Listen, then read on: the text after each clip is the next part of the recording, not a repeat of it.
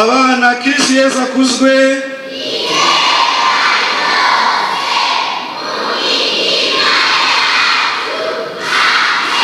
Mwemera Yesu Kristo umwana w'ikinege, umwami wacu wabyawe na Bikira Mariya, akababara agahambwa akazuka mu bapfuye, none akaba yicaye iburyo bwa Se. Muramwemera?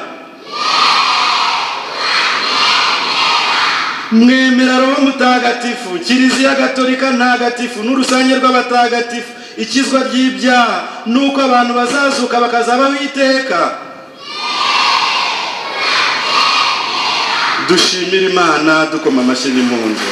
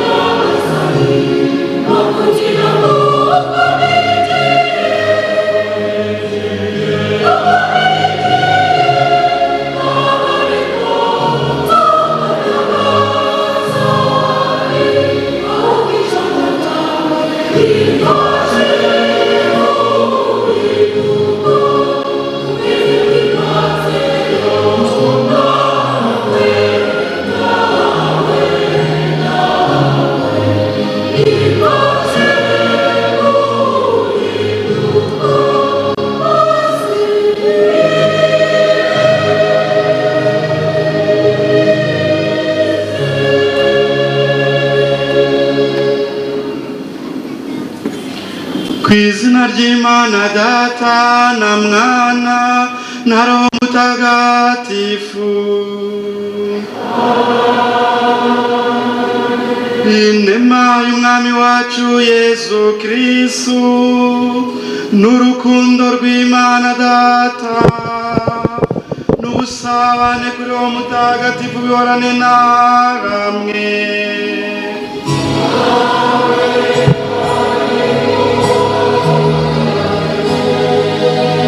Bakristo bavandimwe, nyuma y'iminsi mikuru ikomeye, uyu munsi twongeye kugira umunsi mukuru ukomeye cyane w'isakaramentu ry'umubiri n'amaraso bya Yezu Kristu, tuzirikana ko Yezu ari kumwe natwe, ko Yezu Kristu yatubereye ifunguro. Uyu munsi uduhe kongera gusubiza amaso inyuma, turebe ejo hacu hashize, turebe ndetse n'uyu munsi muri bihe turimo, maze niturangiza turebe n'ejo hacu hazaza. Ukuboko kw'Imana tukubone mu buzima bwacu, ndetse dufate n'umugambi wo kugendana n'Imana kurushaho. Kuri uyu munsi dufite abana ba paruwasi yacu bari buhabwe ukarisiya ya mbere, ku nshuro ya mbere bari buhabwe Yezu Kristu mu gisa n'umugati no mu gisa na divayi. Kuri uyu munsi abo bana nabo tubatura Imana, ndetse n'ababafashije bose, baba ababyeyi, baba abakristo, ndetse n'abakateshise bose.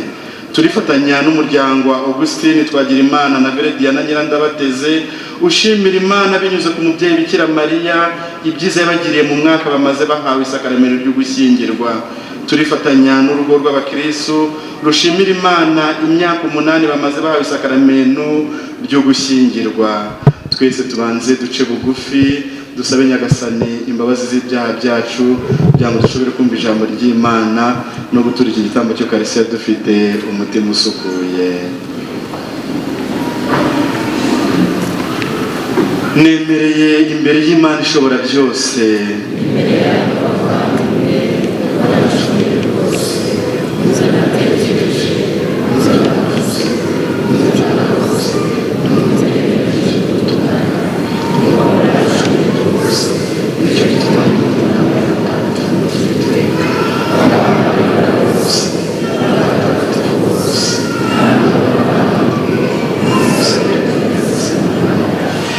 Imana ishobora byose nitubabarire dukize ibyaha byacu, maze izatugeze mu bugingo bw'iteka.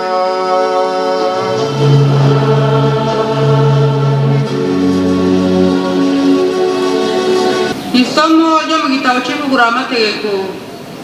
Musa yabwiye imbaga y'Abisirayeli ati, uzaje wibuka urugendo rurerure Uhoraho Imana yawe yagukoresheje mu butayu mu myaka 40 yose, kugira ngo agucishe bugufi, bityo akugerageze amenye ikiri mu mutima wawe, kandi amenye niba uzakurikiza amategeko ye cyangwa niba utazayakurikiza.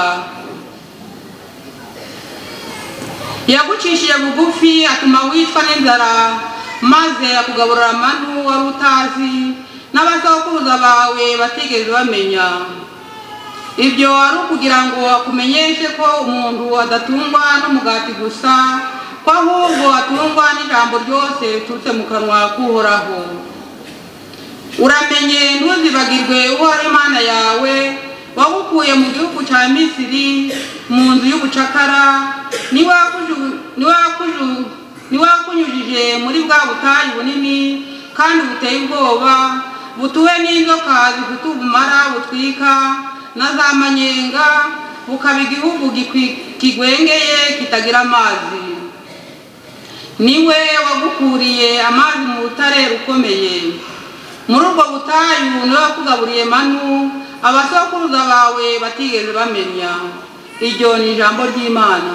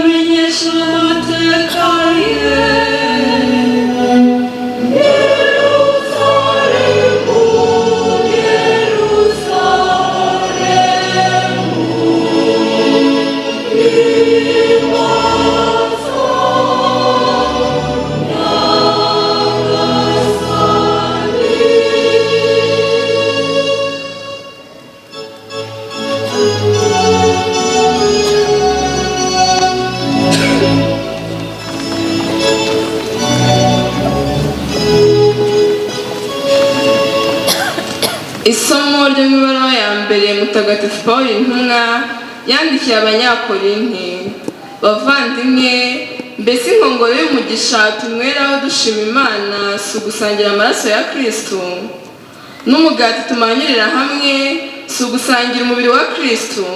Kubera uwo mugati umwe, nubwo twebwe turi benshi tugize umubiri umwe, kuko twese nyine dujwe n'umugati umwe. Iryo ni ijambo ry'Imana.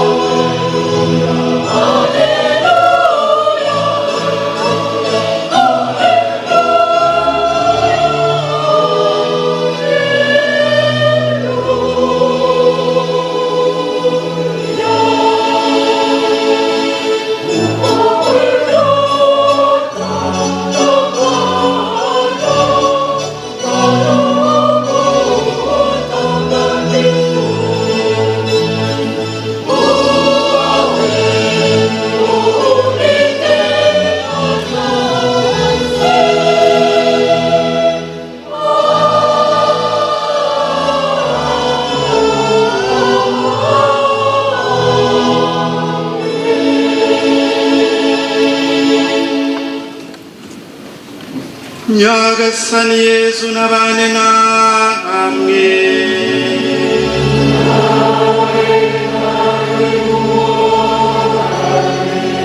Amagambo yo mu Ivanjiri ntagatifu uko yanditswe na Yohani.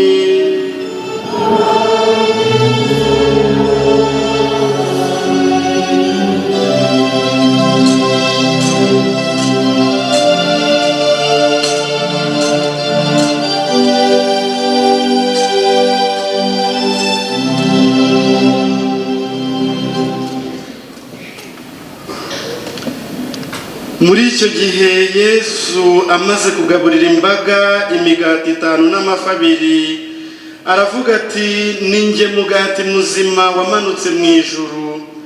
Urya uwo mugati azabaho iteka, kandi umugati nzatanga ni umubiri wanjye, kugira ngo isi igire ubugingo. Nibwo Abayahudi batangiye kujya impaka ubwabo bati, ashobora ate kuduha umubiri we ngo uribwe? Yesu arabasubiza ati, ndababwira ukuri koko, nimutarya umubiri w'umwana w'umuntu ntimunywe n'amaraso ye, ntimuzagira ubugingo muri mwe. Naho urya umubiri wanjye akanywa n'amaraso yanjye agira ubugingo bw'iteka, kandi nzamuzura ku munsi w'imperuka. Kuko umubiri wanjye ari ikiribwa koko, n'amaraso yanjye akaba ikinyobwa koko. Urya umubiri wanjye kandi akanywa amaraso yanjye, angumamo nanjye nkamugumamo. Mbese nk'uko Data wantumye ariho, nanjye nkabaho ku bwa Data, bityo undya nawe azabaho ku bwanjye. nguyu umugati wamanutse mu ijuru, si nk'uw'abasokuruza banyu bariye bakarenga bagapfa. Urya uyu mugati azabaho iteka ryose. Iyo ni ivanjiri ntagatifu.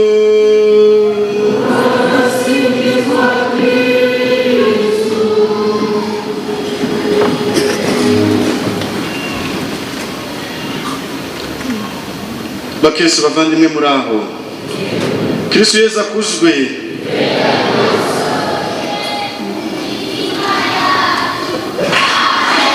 Abana, Kristo Yesu akuzwe.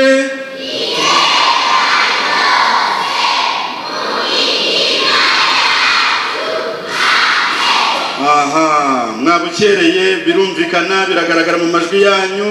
Kristo Yesu akuzwe.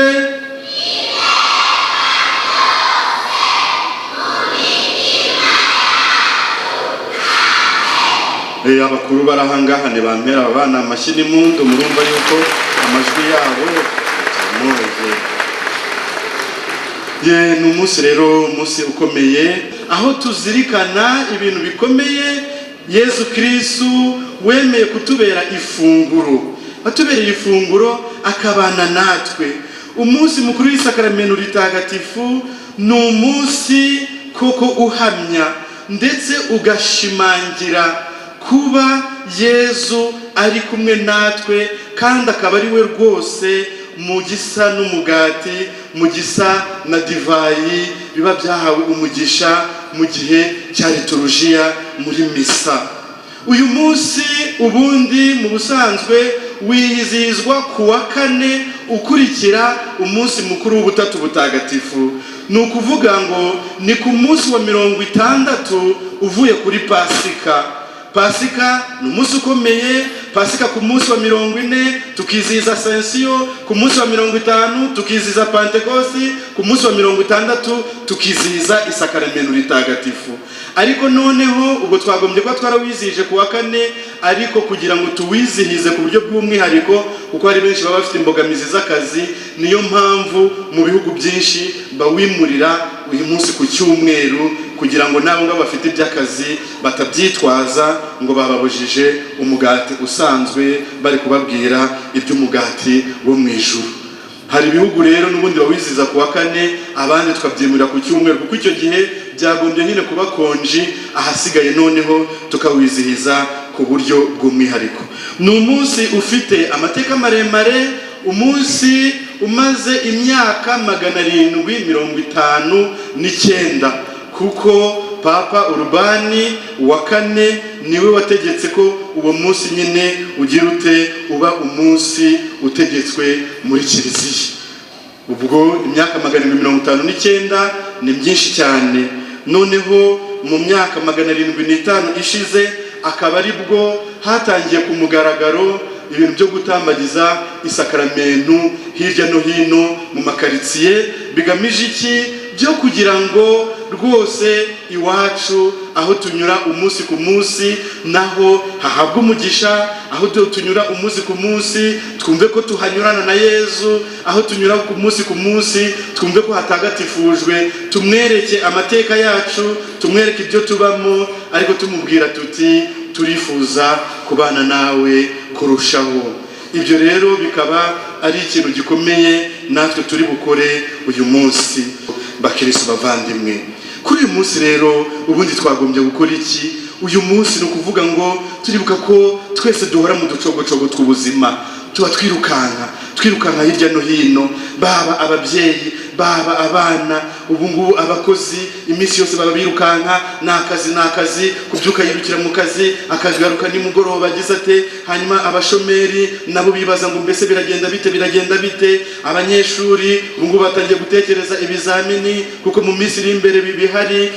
Abarimu ubwo batangiye kubitegura, ababyeyi ubu nabo ni ibindi. None ugasanga buri gihe turi muri utwo ducogo tw'ubuzima, hakaba dukeneye umunsi nk'uyu nguyu tuvuga ngo reka dufate amaferi, akariro gakeya na feri, maze noneho tugire uburyo dutuza, tuzirikane iki? Tuzirikane ko Imana yacu iri kumwe natwe. amasomo baduhaye uyu munsi aradufasha kuri icyo kintu cyo kuzirikana noneho kavuga uti ubu ibyo byose by'uducogocogo tw'ubuzima twatumaga manirukanka, hari igihe dutuma mbese connection ibura hagati yanjye n'Imana.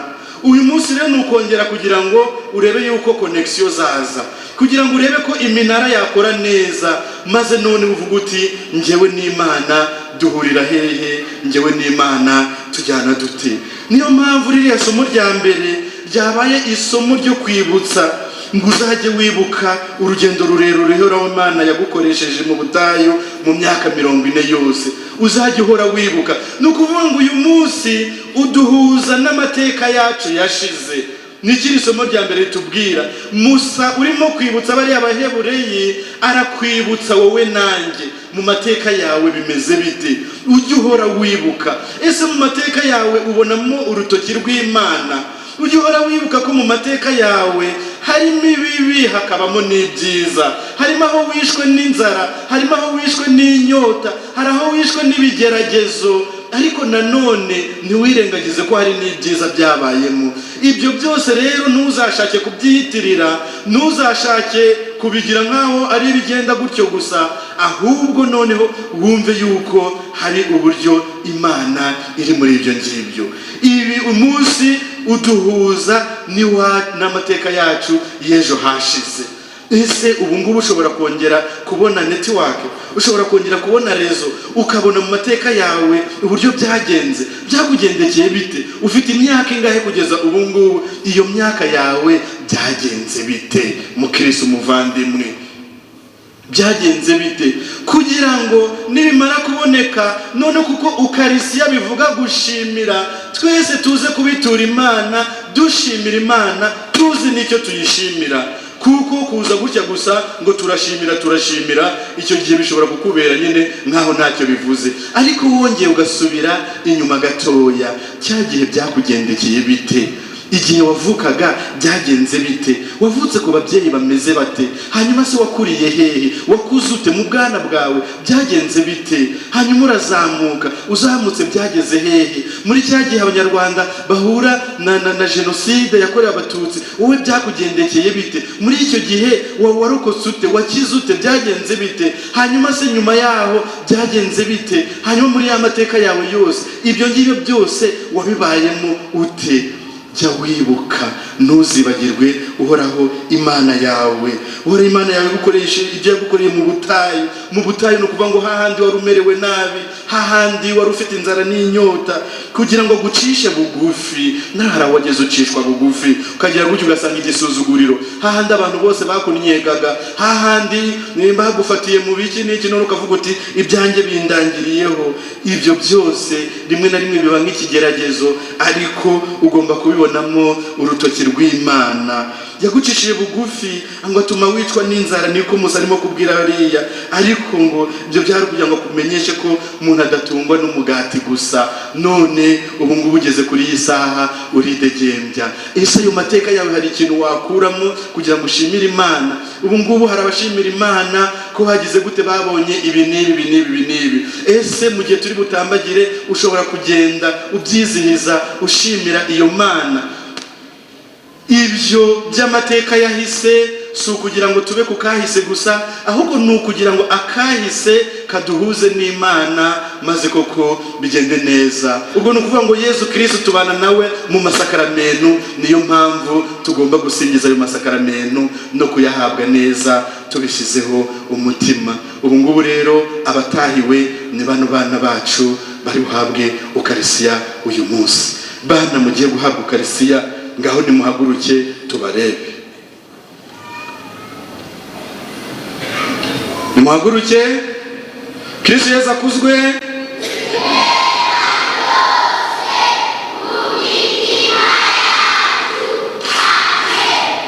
Ibyo ngiye kubabaza muransubiza? Bana banjye, nimwamamarize hamwe ibyiza batisimu yanyu yabakoreye.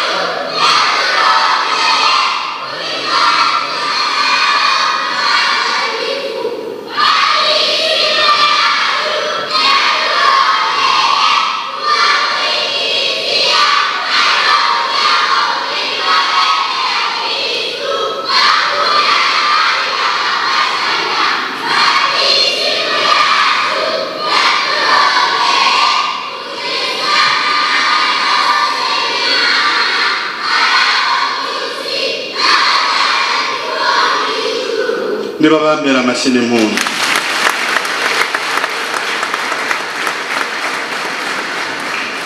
Mwishimiye ko muri abakristo?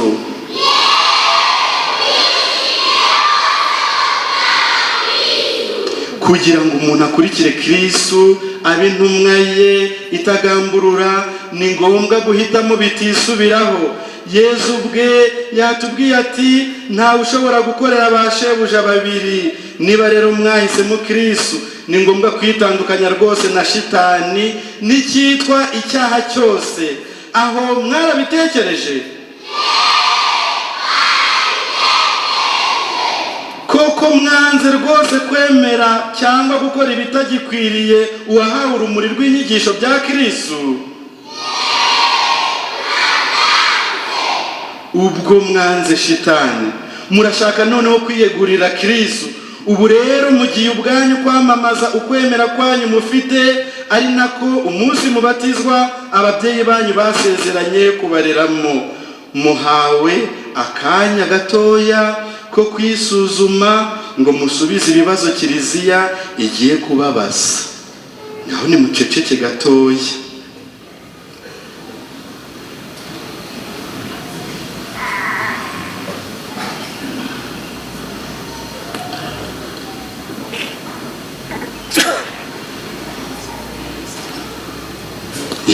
Ngaho ni muhaguruke, hanyuma n'abandi bose bari ababyeyi, abakristo, inshuti n'abavandimwe nabo bahaguruke kugira ngo mubafashe kwamamaza ukwemera. Ubwo ababyeyi n'abandi bakristo muragenda mukurikira aba bana, ubu ngubu nibo ba bosi bacu.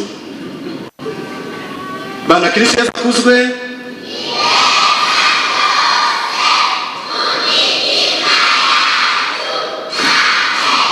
Mwemera Imana Data umushobora byose, umuremyi w'ijuru n'isi. Mwemera Yezu Kristo umwana w'ikinege, umwami wacu wabyawe na Bikira Mariya, akababara, agahambwa, akazuka mu bapfuye, none akaba yicaye iburyo bwa Se. Muramwemera?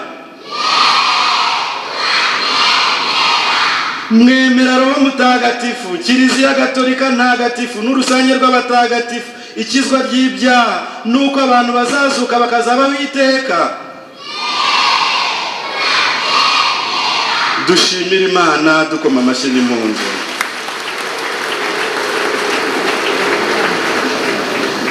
Bana banjye, igihe mwabatizwaga Kristo yagiranye namwe isezerano. Kugira ngo mwubahe iryo sezerano, itegeko ry'ingenzi rya Kristo ni irihe?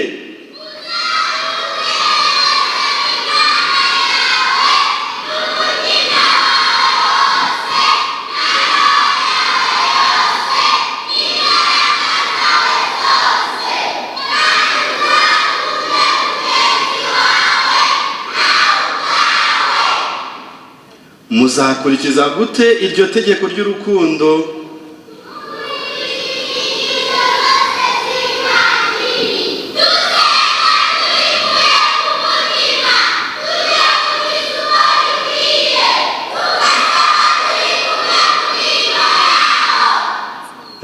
Ngaho ni mube mwicaye, murakoze cyane. Ababyeyi babatisimu bo barahari se? Ababyeyi babatisimu ngaho ni muhaguruke namwe tubabone. Ababyeyi babatisimu muhaguruke, ndabona muri hirya no hino. Mwiyemeje kubafasha?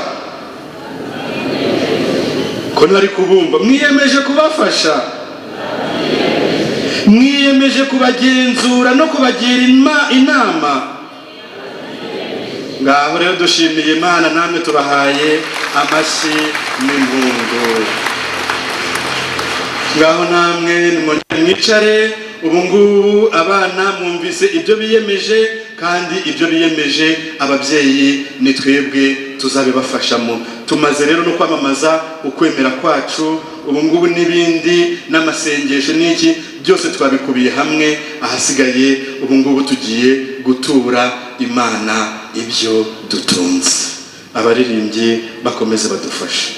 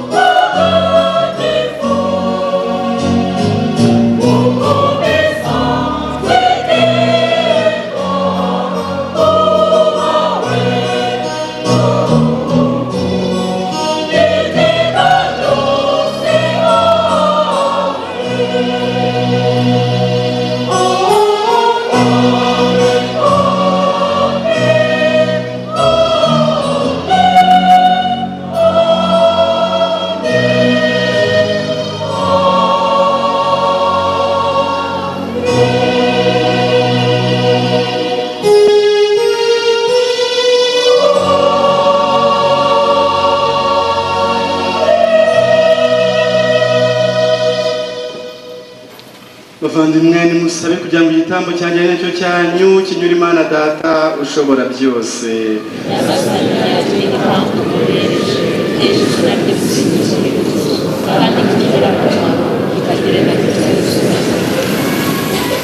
Nyagasani Mana yacu turakwinginze, gira impuhwe maze uhe kiliziya yawe ingabire y'ubumwe n'iy'amahoro bigenurwa n'ayo maturo tuguhereje ku bwa Kristo umwami wacu.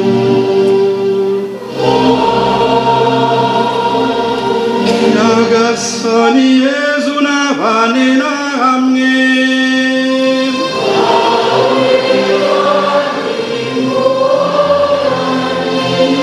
Imitima yanyu nihugukire iby'ijuru.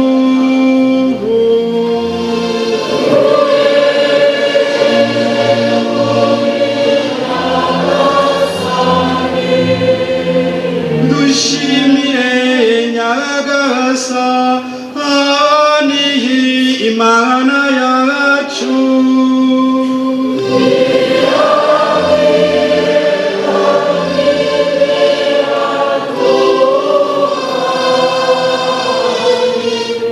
Ni koko birakwiye kandi biratunganye, ni ngombwa kandi birimo agakiza ko tugushimira iteka n'ahantu hose.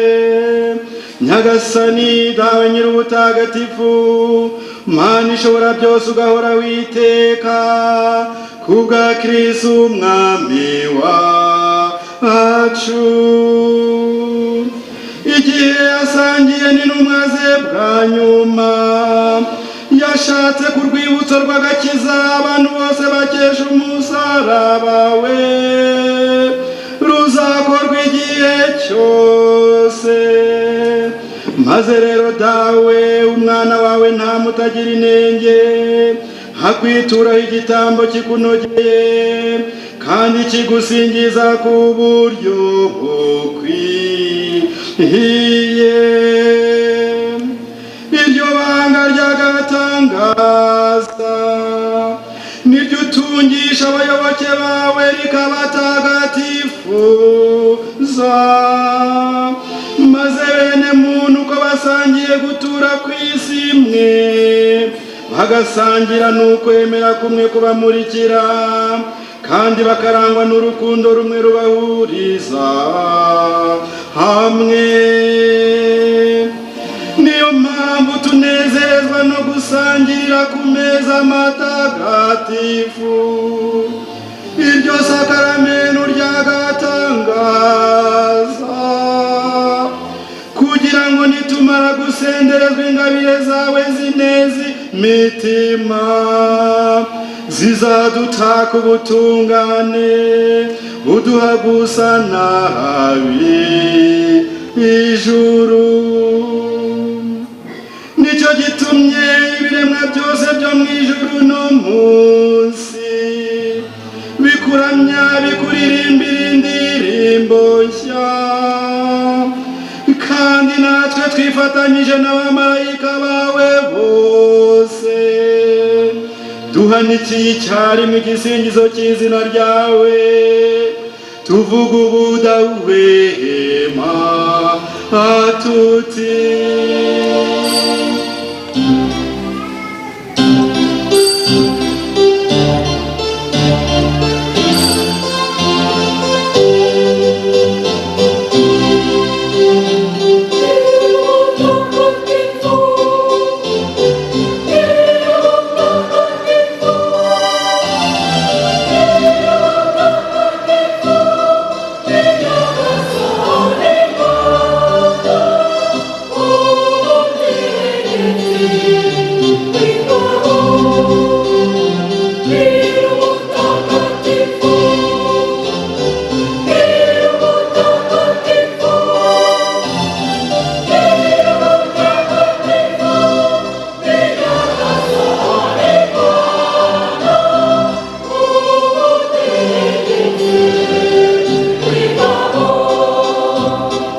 Ijuru n'isi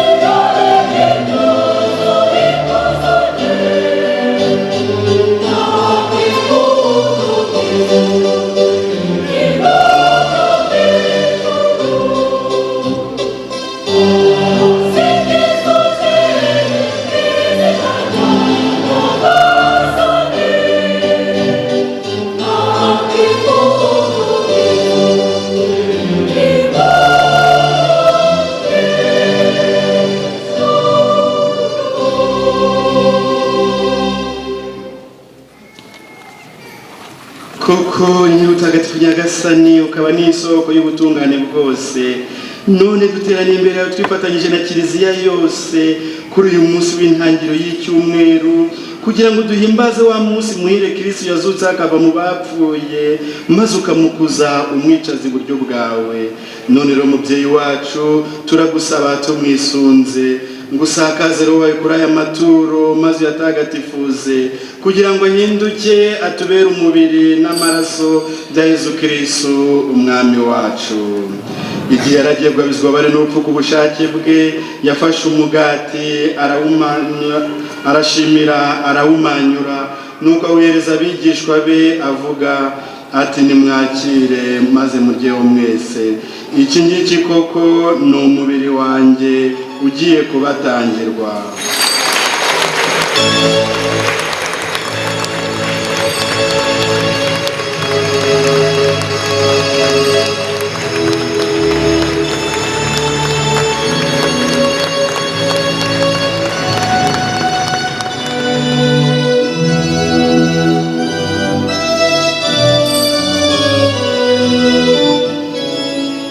Nkuko yari amaze kubigenza barangije kurya, afata inkongoro nanone arashimira nuko ahereza abigishwa be avuga ati nimwakire maze munyweho mwese, iyi ngiyi koko ni inkongoro y'amaraso yanjye y'isezerano rishya kandi rizahoraho iteka, agiye kumenerwa mwebwe n'abandi bose kugira ngo mugirirwe imbabazi z'ibyaha.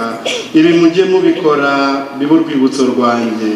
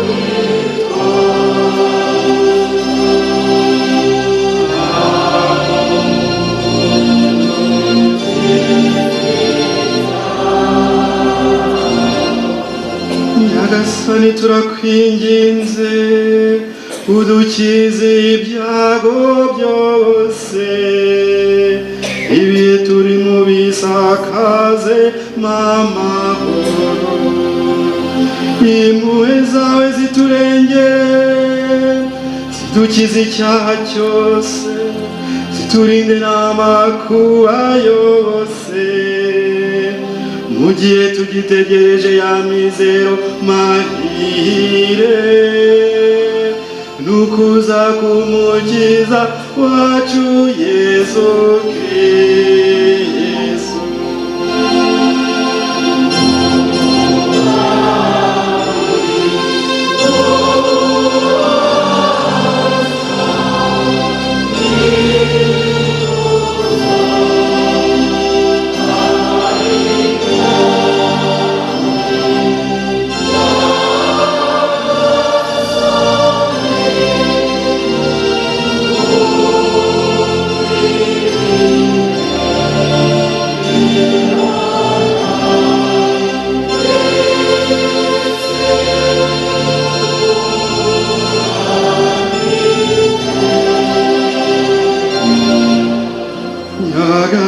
Nyagasani Yezu Kristu, wowe wabwiye intumwa zawe uti mbasigiye amahoro, aya mahoro yanjye, ntiwite ku byaha byacu, ahubwo wite ku kwemera kwa Kiliziya yawe, maze ku bushake bwawe y'amahoro kandi uyibumbire mu bumwe, wowe ubaho ugategeka iteka ryose.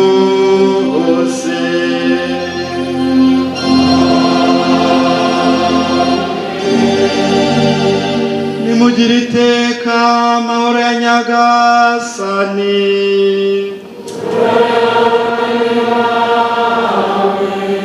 Nimwifurizanye amahoro.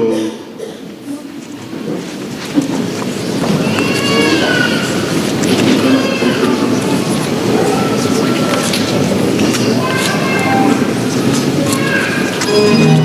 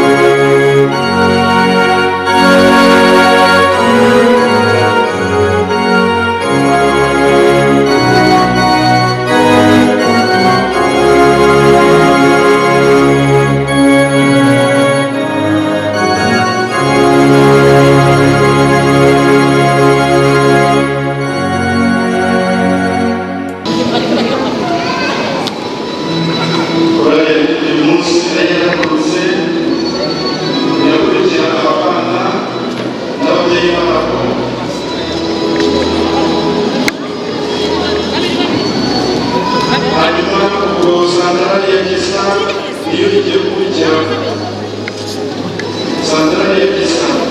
Sandra Yabisa irihende mube muretse mwinjira